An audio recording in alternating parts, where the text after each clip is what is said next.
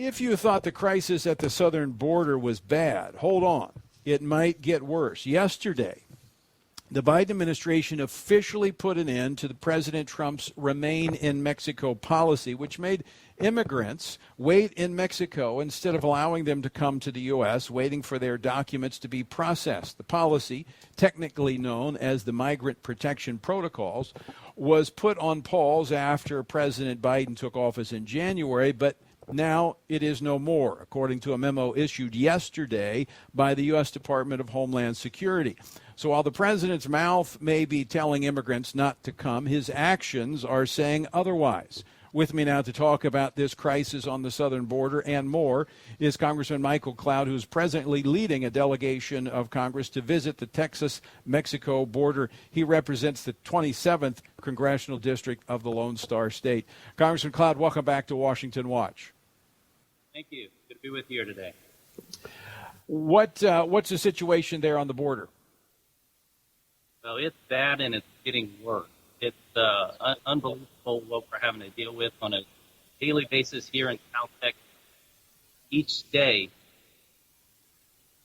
people across this district, across South Texas communities are having to deal firsthand with what's going on at the border. And what's really sad is every stage and every step that we talk to, no matter what it is, who we're talking to, the boots on the ground, they understand that what the Biden administration has done in continuing to put bad policies in place is making the job of securing and protecting our border and dealing with the cartel influence extremely, extremely difficult.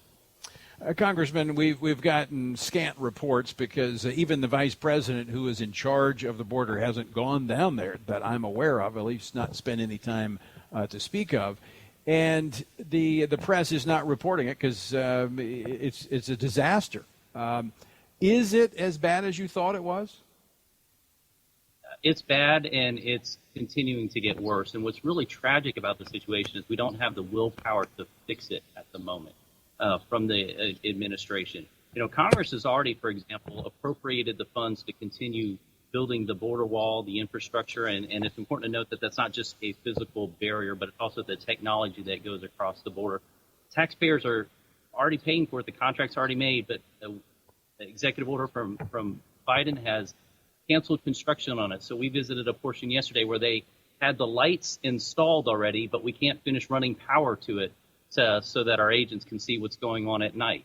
This is how ridiculous the policies are that are exacerbating the situation at the border and continuing to aid and abet cartels instead of protecting and serving our communities. Congressman Cloud, one of the things we've heard from this administration is they want a policy that's more compassionate. I don't know if you heard the clip I played at the beginning of the program of a 5-year-old boy dropped there, I think where you are, last Thursday night. How can that be described as compassionate? It's not, and somehow the extreme left gets away with trying to describe lawlessness as compassion when it's not at all. Aiding and abetting cartels is not compassionate.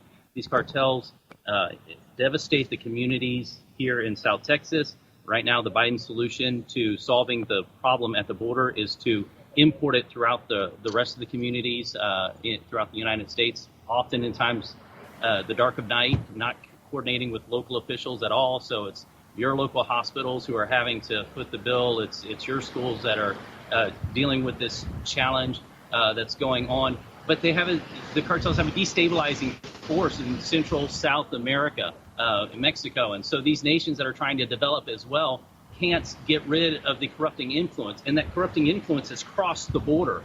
We had a briefing today where we talked about an investigation that happened that finally led to a prosecution where the cartels had corrupted. There were 2 candidates for a sheriff's race, and both were corrupted and already paid for by the cartels. And so if we don't mitigate this, if we do not be very forceful about pushing back against the cartels, we have a very dangerous future ahead here in the United States of America. Congressman, the situation has gotten so pronounced there in the state of Texas that Governor Abbott has declared a disaster in 34 state of emergency in 34 counties near the border there with Mexico, claiming that the president and his administration has allowed a flood of drugs and gang members to cross back and forth across the border. What else can you tell us about that? It's a great move. It's certainly going to be helpful.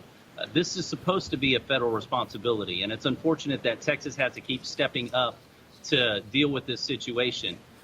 This is supposed to be a federal responsibility, and so we need to see the federal government step up to do it. And I mentioned Congress has already acted on this, and so we need to see the Biden administration fulfill its duty to fulfill the oath of office to protect and uphold the laws of the United States of America. One of the big things that President Trump did that we're not seeing right now, everybody talks about, for example, Remain in Mexico policy and the other things, but he simply enforced the laws that were already on the books. And so we're not seeing that right now. And our resources in the whole law enforcement apparatus across the southern border are completely outmatched, outfunded, outmanned, out-resources for all their best efforts against the extraordinary resources the cartels have. And so we've got to take this really seriously. Yeah, I was on the border a little over a year and a half ago, and it was like a ghost town because the policies of the Trump administration were working, and people were not illegally crossing the border. I want to shift gears, Congressman Cloud. Yesterday, President Biden was in Tulsa, marking the 100th anniversary of the Tulsa massacre, obviously a blight on American history. But instead of using the opportunity to unite America, he used it to divide America with another call for the passage of H.R. 1, which is the federal takeover of elections. Texas actually in the news right now because Democrats walked out of a session there in which election reform measures were about to be voted on. The governor now saying he'll call a special session. What is it that the Democrats fear about fair and free elections? I think they're afraid that they'll lose in a fair and free election. What we're seeing here in the state of Texas, this is a trick they pulled before on other serious issues when it comes to the state of Texas. Unfortunately, this has become an issue. We're seeing pushback against common sense, very practical election security measures. The kind of measures you need to check out a book at your local library, for example, to vote. So these are not very extraneous burdens on anyone, and to try to turn it into all the overtones that they put on them are really ridiculous, and the American people see through it. Yeah, you're right. The Democrats pulled that, I think, back in 2001 in Texas, where the redistricting was taking place, and they walked out. They used the governor, I believe, had to get the Texas Rangers to go track down Democratic members of the legislature to force them to do what they were elected to do, and that is to vote. I mean, when you see it, you have 48 states that have introduced almost 400 different pieces of legislation to address the election irregularities that took place this past fall. Texas is certainly not a standout in this. I mean, not an outlier. It is leading the way, but it's not an outlier. So many of these states have seen the problems. Americans have seen the problems. But the Democrats, their solution is more federal government to federalize our elections, which is the last thing Americans need. The Constitution is pretty clear that this is, by and large, a state issue in managing the elections in their home state. We've constantly seen the attempt to rip apart the federal process or the federal structure that a republic is supposed to stand upon, that was founded in our Constitution. So we're seeing this trend away from a constitutional republic to Marxism. We're seeing it in the election law. We're seeing it through the border crisis. We're seeing it through virtually every single apparatus that you could find right now that the Biden administration has their hands in. And so this is tragic for where we're at in our nation. We need the American people to be aware of it. We need the American people to make sure we show up and continue to work at every level to have a strong voice in this. It's time for us to be involved and to be active. Absolutely. Congressman Michael Cloud, thanks so much for taking time to join us there from the southern border. Sure thing. Thank you. God bless.